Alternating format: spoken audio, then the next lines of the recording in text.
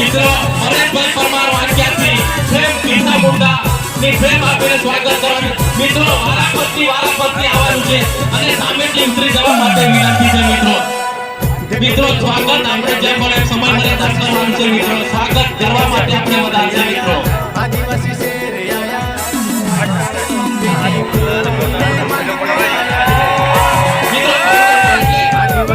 મિત્રો સ્વાગત થાય એટલે